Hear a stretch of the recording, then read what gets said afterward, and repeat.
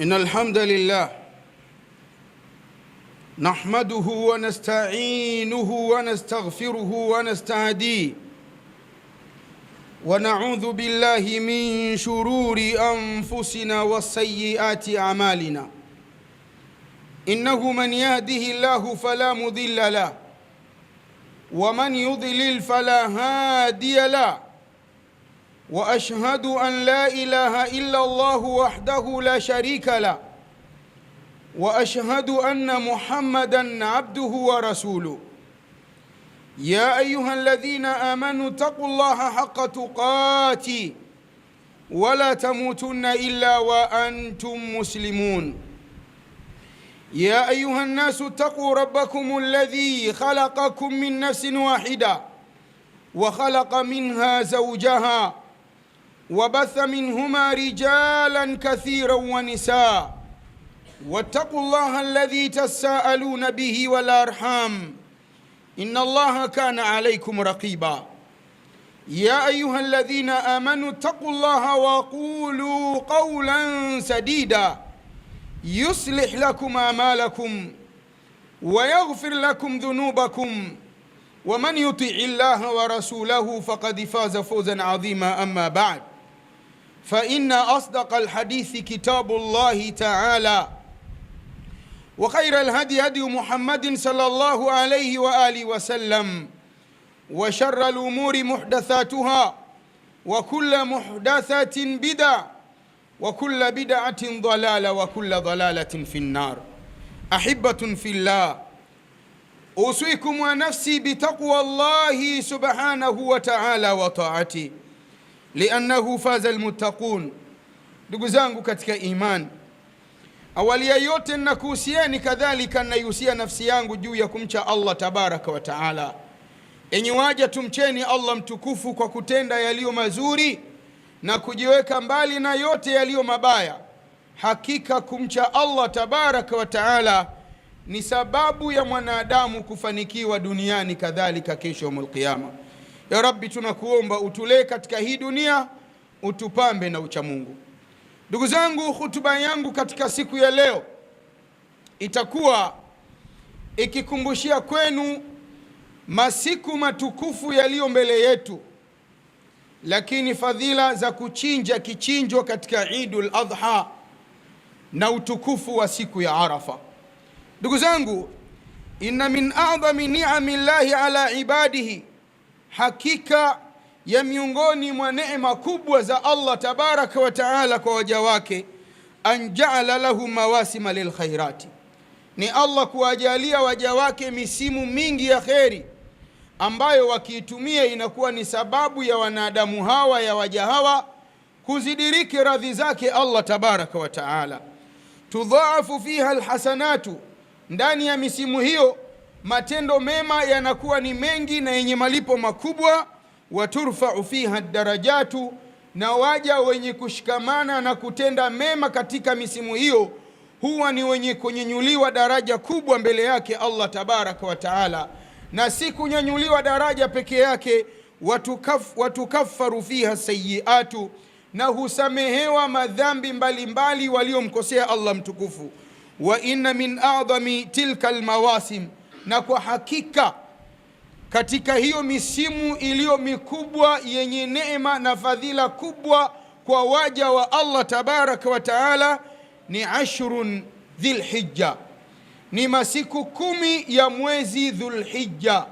Ndugu zangu, Mtume Muhammadin sallallahu alaihi wa alihi wasallama amebainisha katika hadithi akielezea matukufu ya masiku 10 haya, bali Allah tabaraka wa taala aqsama Allahu bihadhihi alayami alazima, Allah mtukufu ameapa kwa masiku haya matukufu yaliyo mazito sana mbele yake yeye Allah tabaraka wa taala.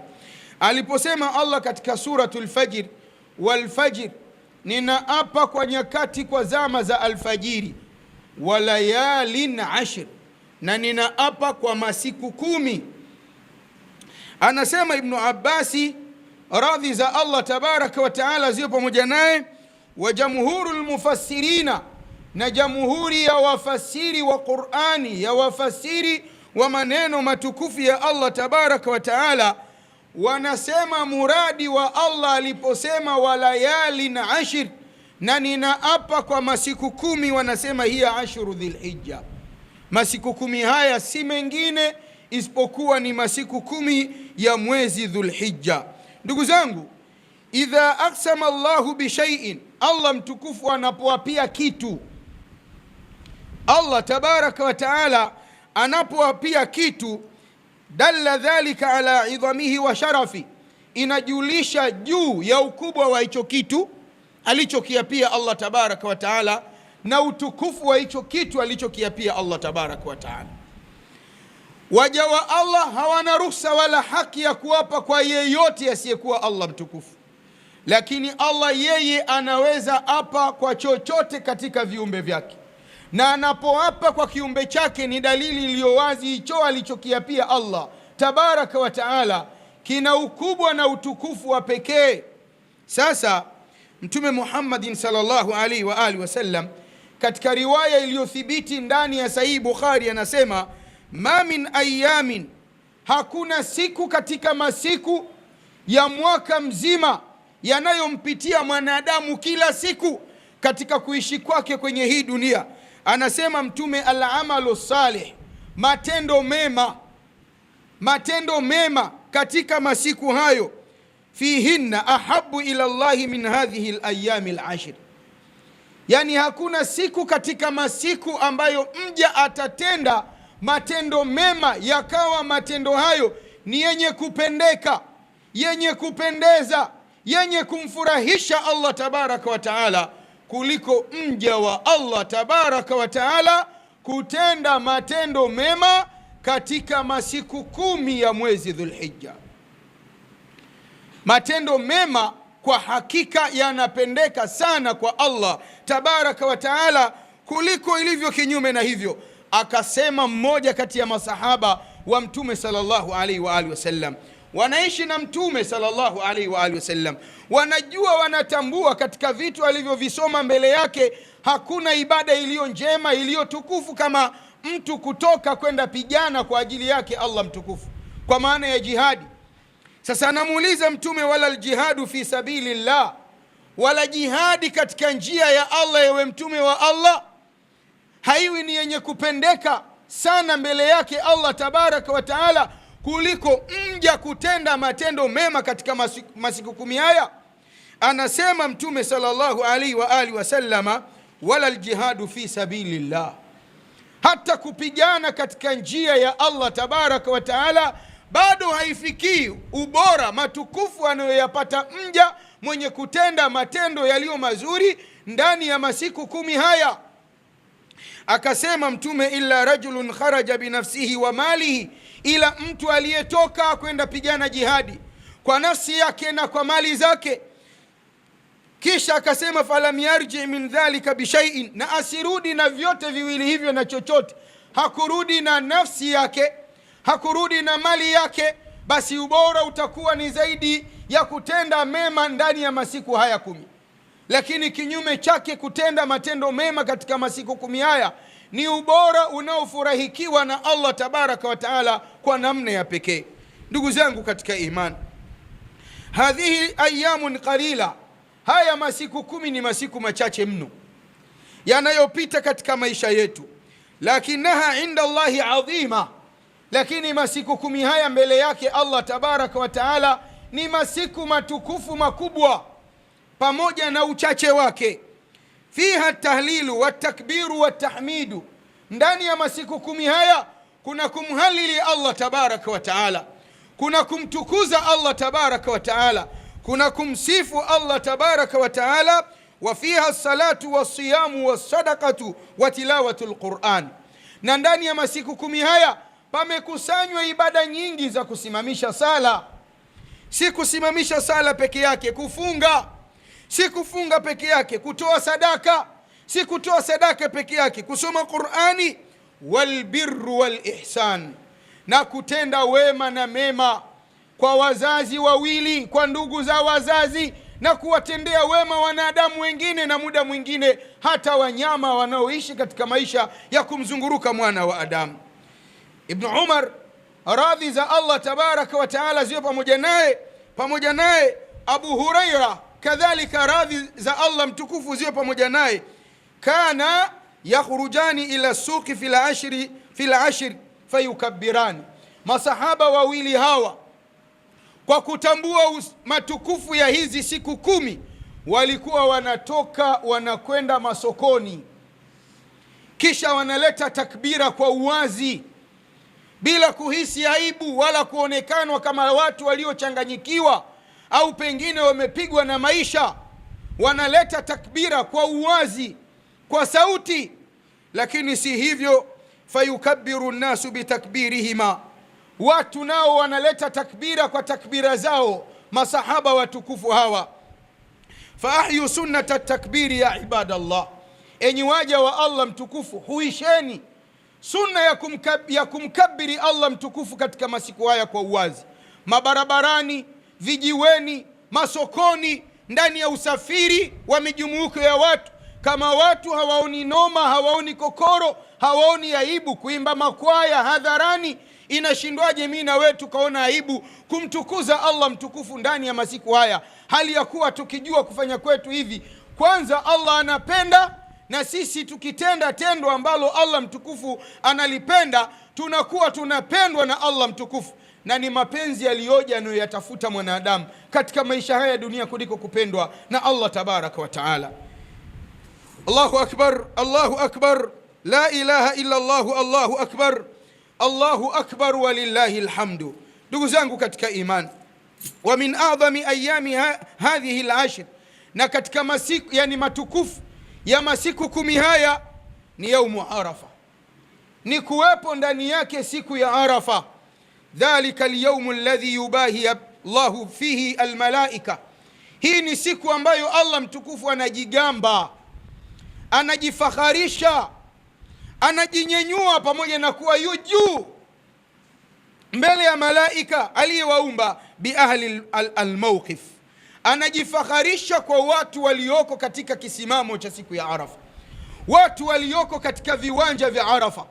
Anawaambia malaika, undhuru ila ibadi, watazameni waja wangu hawa katika siku hii, jau shu'than ghubra, wamekuja wakiwa nywele zao zimetimka, nguo zao zimejaa vumbi, wenyewe wamechoka kwa mahangaiko ya namna nzima ya kuitekeleza kwao ibada tukufu ya hija. Hawa waja hawa huko walikotoka na mapesa walioyapotea na namna walivyotoa nafsi zao kwa ajili yangu, wako tayari kwa lolote. Yarjuna rahmati, wanataraji rehma zangu mimi Mola wao. Walam yarau adhabi, na bado hawajaona adhabu zangu, wala hawajui namna gani mwanadamu anaadhibiwa kaburini wala kesho mbele yangu yaumul qiyama. Lakini wamekuja kutoka huko wakitaraji msamaha wangu. Mtume sallallahu alaihi wa alihi wasallama anasema hapajawahi onekanwa katika masiku 350 anayoishi mwanadamu katika hii masiku 360 anayoishi mwanadamu katika hii dunia, kila siku hapajawahi onekanwa siku ambayo Ibilisi, laana za Allah tabaraka wa taala ziwe pamoja naye, amekata tamaa kupoteza waja wa Allah, kuwapotoa waja wa Allah kuliko siku ya Arafa. Namna Allah tabaraka wa taala anapoacha huru makundi ya waja wake na moto wa jahannam.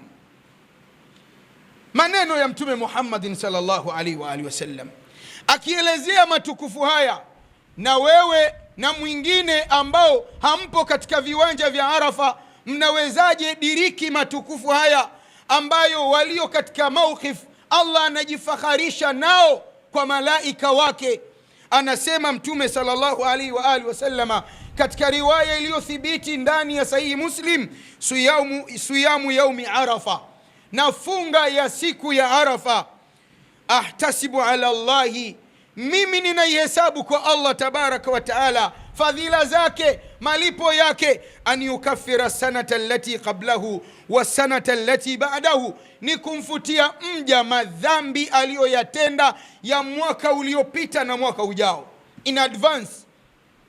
ya makosa ya mja mwaka ujao anasamehewa katika siku moja na Allah tabaraka wa taala. Kwa sababu kafanya nini? Ameshinda mchana mmoja huu. Mja huyu hayupo katika viwanja vya Arafa, lakini amefunga funga ya Arafa. Halafu akitokezea mtu anakuambia si tuna Arafa yetu, usifuate Arafa ya mahujaji, mwambie wewe unanipotosha, unaniweka mbali na fadhila. Maana haiwezi kuwa siku ya pili ambayo mahujaji hawapo katika viwanja vya Arafa uihesabu wewe kuwa ndio siku ya Arafa na kufunga. Bila shaka matukufu haya unayapotea. Allah anajigamba kwa malaika, sio Arafa za watu huko duniani za kesho na kesho kutwa. Anajigamba kwa malaika siku ya Arafa ambayo mahujaji wamesimama katika viwanja vya Arafa. Anajigamba kwa malaika kuambia, watazameni waja wangu hawa walio katika viwanja vya Arafa. Ni lazima ndugu zangu tuamke. Kuna muda mwingine watu wanatuona kama vile tumelala, kama vile ni wajinga sana. Kuna vitu unaweza ukavitazama vina khilafu, havina shida, lakini kuna mambo mengine mafunzo yake, taratibu zake katika dini ziko wazi, hazihitaji elimu kubwa kuyajua, zinahitaji uelewa wa kawaida tu. Allah mtukufu anajigamba kwa malaika juu ya watu waliosimama katika viwanja vya Arafa.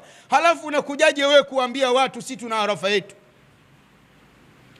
Unawafungisha watu funga ya siku ya Arafa tofauti na siku ambayo mahujaji wamesimama katika viwanja vya Arafa, ambavyo Allah mtukufu anaacha huru watu wengi na moto wa Jahannam. Bali ndiyo maneno ya Mtume sallallahu alaihi wa alihi wasallama, siyamu yaumi Arafa, katika riwaya wa saumi yaumi Arafa. Siku ya Arafa anayoikusudia Mtume sallallahu alaihi wa alihi wasallam ni yakina huko ambao wameenda tofauti na siku ya Arafa ya mahujaji wao katika viwanja vya Arafa. Amkeni ndugu zangu, kuweni macho katika hili. Kaburini kila mmoja atakwenda peke yake, bali msamaha wa makosa haya ya mwaka uliopita ambayo umeyatenda na advance ya makosa ya mwaka ujao ambao wewe bado hujayatenda, unaubeba msamaha wake. Msamaha huu haushirikiani na mtu ukiifunga hii siku moja kwamba malipo yako wewe yatampa mtu mwingine. Man amila salihan fali nafsihi, yeyote mwenye kufanya jema zuri, ibada inayomfurahisha na kumpendezesha Allah tabaraka wa taala, ameifanya ibada hiyo jema hilo kwa ajili ya nafsi yake na si kwa mwingine. Waman asaa fa alaiha, na yeyote mwenye kufanya baya, dhambi, jambo ambalo Allah analichukia, amefanya pia kwa ajili ya nafsi yake. Wala taziru waziratan wizra ukhra, hakuna mwanadamu ambaye anaweza bebeshwa mzigo wa madhambi ya mtu mwingine. Sasa wewe amka, usikubali kulala kwenye hili. Itafute siku ya Arafa, uijue ni lini mahujaji wa nyumba tukufu ya Allah tabaraka wa taala wamesimama katika viwanja vya Arafa.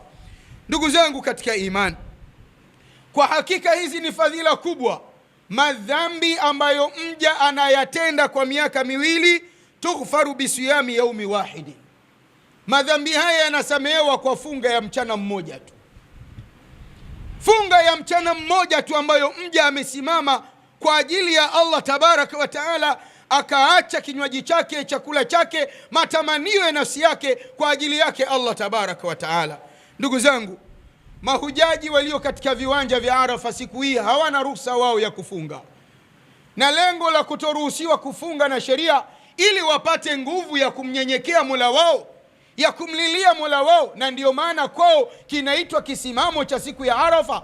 Watumie muda mwingi wakitoa nguvu zao, akili zao, nyoyo zao kujikurubisha kwa Allah tabaraka wa taala, ili apate kuwasamehe kwa makosa mbalimbali ambayo wameyakosea mbele yake Allah mtukufu.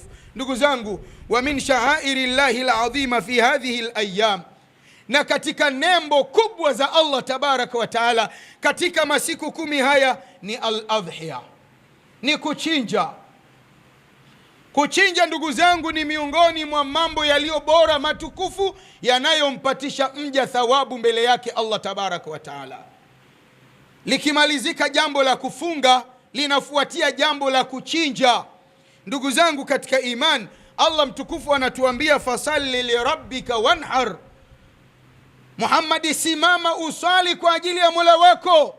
Amri hii ni amri ya umma mzima wa ummati Muhammadin sallallahu alaihi wa alihi wasallam. Mkimaliza kuswali mchinje. Tunasali raka 2 za salatu Eidul Adha, na baada yake tunasimama kuchinja vichinjwa ambavyo Allah tabaraka wa taala ametukirimu uwezo wa kufanya hivyo. Akasema Mtume sallallahu alaihi wa alihi wasallama, ma amal ibn adam yawma an-nahri amalan ahabba ila Allah min ihraqi ad-dami.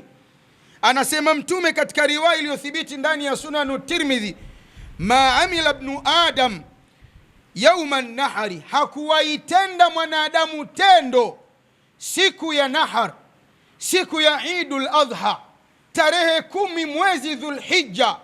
Anasema Mtume sallallahu alaihi wa alihi wasallama, ahabba ila Allahi, tendo hilo likawa ni lenye kupendeka sana, lenye kumfurahisha sana Allah tabaraka wa taala, min ihraqi dami, kuliko tendo la mja kumwaga damu katika siku ya tarehe 10 mwezi Dhulhijja. Ndugu zangu katika iman, kumwaga damu huku katika siku hii hakui holela holela, hakui tu vile mtu anataka.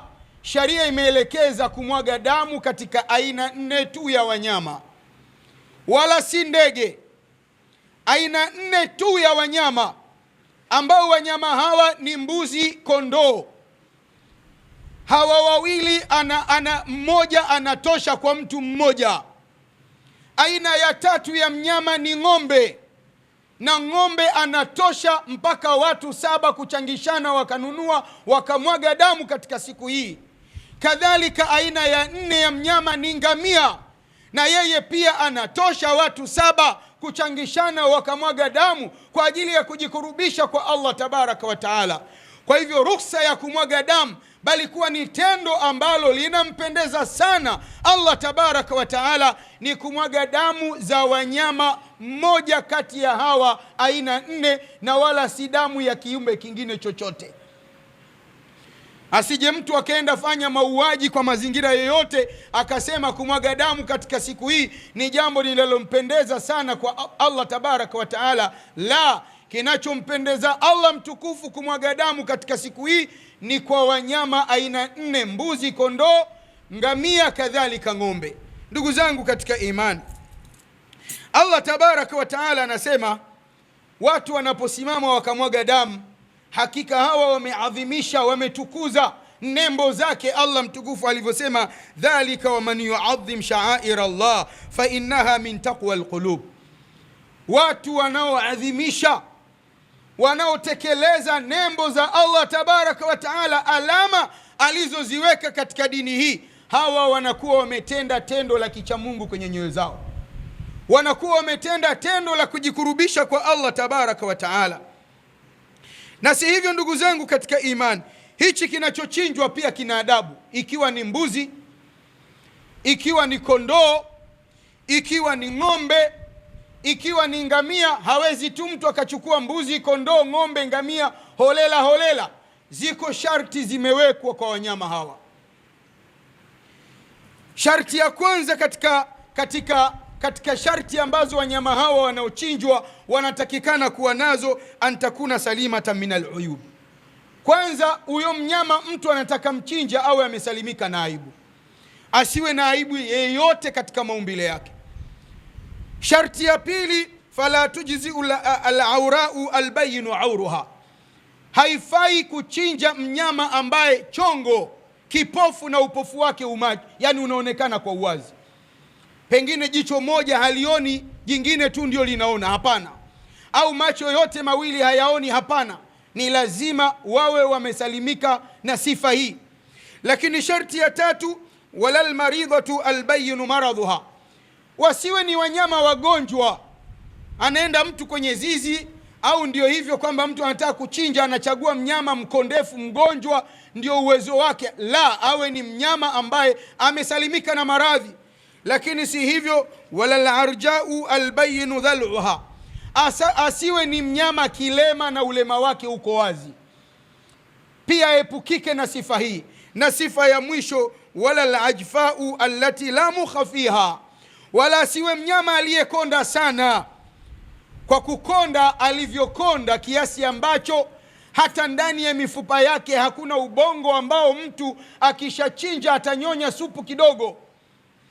Amekondeana mbuzi, ng'ombe, kondoo au ngamia, hata nyama yake pia imetoka katika mazingira ya kuonekana na kunona. Sifa zote hizi mnyama akiwa nazo, mnyama huyu anakosa sifa ya kuchinjwa. Na hizi ndizo sharti alizozisema Mtume sallallahu alaihi wa alihi wasallama, wamezichukua ahlul ilmi, wametuwekea anapotaka mtu chinja ni lazima atazame mnyama wake awe amesalimika na aibu hizi. Lakini si hivyo ndugu zangu, yule anayetaka chinja ambaye amekusudia kuchinja ima mbuzi au kondoo au ng'ombe au ngamia, na yeye pia ziko adabu kisunna anatakikana aishi nazo yanapoingia masiku 10 kuanzia tarehe 1 mwezi Dhulhijja. Na miongoni mwa adabu ambazo atakikana pambika nazo, an yumsika an akhadhi sha'rihi wa adhfarihi hata yudhahi, ajizuie na kunyoa nywele za pahala popote katika mwili wake, wala kukata kucha ya pahala popote katika vidole vyake, mpaka siku atakapochinja. Akishamaliza chinja ndio anaweza kunyoa nywele za aina yeyote, na anaweza kata kucha katika kidole chochote miongoni mwa vidole vya mwili wake, ima vya mikono au miguu. Na haya anayasema Mtume sallallahu alaihi wa alihi wasallam katika riwaya iliyothibiti ndani ya sahihi Muslim. Anasema idha dakalatil ashru, yanapoingia masiku 10 ya mwezi Dhulhijja, wa arada ahadukum an yudhahi, na akataka mmoja wenu ashiriki ibada ya kuchinja, fala yamassa min sha'rihi wa basharihi shay'a, asiguse katika mwili wake kwa kunyoa nywele wala kucha wala chochote, abakie hivyo mpaka atakapokuwa amekamilisha kitendo cha kuchinja siku ya tarehe 10. Anasema al-Imamu Malik rehma za Allah tabaraka wa taala ziwe pamoja naye, fi hadha alhadithi dalilun ala karahati akhdhi shari wa dhufri liman arada al-adhiya.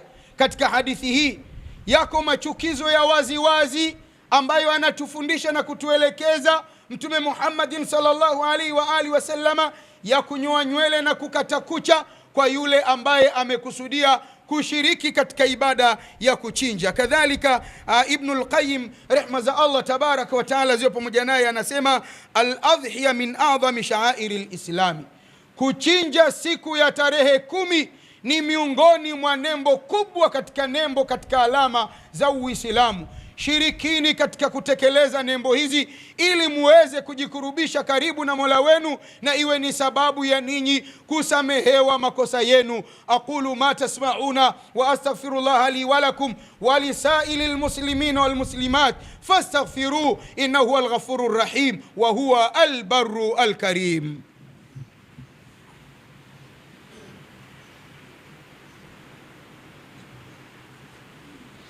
الحمد لله رب العالمين، وبه نستعين على أمور الدنيا والدين، والصلاة والسلام على أشرف الأنبياء وإمام المرسلين محمد بن عبد الله صلى الله عليه وآله وسلم، وبعد. أحبة في الله، بمرة ثانية أوصيكم ونفسي بتقوى الله سبحانه وتعالى وطاعته. ndugu zangu katika iman, kwa mara ya pili na kariri yusia nafsi yangu kadhalika nafsi zenu juu ya kumcha Allah tabaraka wa taala. Ndugu zangu, hotuba yetu leo inakumbusha ikielezea masiku 10 matukufu ya mwezi Dhulhijja, lakini pia utukufu wa siku ya Arafa na funga ya siku ya Arafa, na utukufu wa kuchinja mtu kichinjwa kwa ajili yake Allah tabaraka wa taala. Ndugu zangu, inna min a'zami ma yuhyi alquluba fi hadhihi al'ashr, hakika ya mambo makubwa ambayo yanahuisha nyoyo za watu zilizokufa, au nyoyo za watu zenye maradhi ya kutenda madhambi mbalimbali kila siku, kila mara, kila muda, kila dakika. Kathratu dhikrillah, ni mja kukithirisha katika masiku haya kumtaja Allah tabaraka wa taala. Wataubatu walinaba, na mja kutubia sana kwa Allah mtukufu kwa makosa mbalimbali aliyoyatenda, bali kujirejesha kwa Allah mtukufu kwa kutenda yaliyo mazuri na kujiweka mbali na yaliyo mabaya. Walihsanu ila alfuqarai walmasakin, na kuzidi kuwatendea wema mafakiri kadhalika maskini wasiojiweza. Faakthiru min altakbiri waltahlili waltahmidi, kithirishani katika masiku haya kumtukuza Allah tabaraka wa taala, kumhalili Allah tabaraka wa taala, kumsifu Allah mtukufu kwa sifa mbalimbali. Wadhkuru anna alibrata laysat bikathrati alamali faqat, na kumbukeni ndugu zangu katika imani, mazingatio hayawi kwa mja ambaye amekithiri tu kutenda matendo mema, bal bisidqi alqulubi wa ikhlasi an-niyya, bali mazingatio ya mja mbele yake Allah tabaraka wa taala, Allah anatazama namna gani moyo huu unaotenda matendo mengi yaliyo mema, namna moyo huu ulivyokuwa na utayari naye, namna mja huyu nia yake ilivyokuwa safi kwake yeye Allah tabaraka wa taala. Maana waweza mkuta mja anafunga katika masiku haya, anasimama usiku, anaswali, anatoa sadaka mja huyu na kutenda khairati mbalimbali, lakini mja huyu sadaka anayotoa haishi simanga watu, haishi dhalilisha watu. Wewe una nini? Mimi si ndo nimekupa? Nisingekupa mimi ungekuwa hivi? Mimi ndio namfanyia kitu yule, unamwona usimuone anajidai mimi ndio nimempa. Haya ni miongoni mwa maradhi yaliyojaa katika ndimi za watu wengi wanaotoa sadaka leo. Na Allah mtukufu anatuambia la tatba'u bi sadaqatikum bil manni wal adha, msifuatishe sadaka zenu kwa masimango na maudhi. Anasimama mtu kusali usiku, lakini asubuhi anasimulia watu, anahadithia watu. Anasimama mtu anafunga, lakini mtesi yeye, msengenyi, bado ni dhalimu, anadhulumu haki za wafanyakazi wake, anadhulumu haki za wenzake, bado anaishi na watu kwa tabia mbovu, tabia mbaya, si tukua kwa wazazi wake, hata kwa watu walio karibu naye. Simama, tenda matendo mengi yaliyo mazuri. Kama moyo wako haujakuwa tayari kujirejesha kwa Allah mtukufu, na kama nia yako haijakuwa safi, unayoyatenda ni kwa ajili yake Allah, hivyo ni sababu ya hayo unayoyatenda kukubadilisha, kukurudisha katika kuwa mja mwema mbele yake Allah tabaraka wa taala. Hapatokuwa na faida kwa mja kutenda matendo mengi. Ya Rabbi, tunakuomba ziandae nyoyo zetu na ziweke sawa, ziabudu kwa ajili yako, bali takasa ikhlasi zetu, tufanye kila aina ya ibada kwa ajili ya kutafuta radhi zako. Ndugu zangu katika imani, tunamwomba Allah tabaraka wa taala atufikishe katika masiku 10 ya mwezi Dhulhijja, ambayo takriban leo imebakia masiku 2 au 3 tuwe tumeingia ndani yake. Bali tunamwomba Allah atufikishe katika siku ya Arafa, na atusaidie katika siku hiyo kufunga kwa lengo la kujikurubisha kwake, na iwe ni sababu ya sisi kusamehewa na yeye makosa yetu ya mwaka uliopita, kadhalika mwaka ujao. Ndugu zangu katika imani, tunamwomba Allah tabaraka wa taala atusaidie katika masiku 10 hayo kusimama kwa ajili ya kuswali kwa ajili yake nyakati za mchana, lakini pia kusimama katika visimamo vya usiku.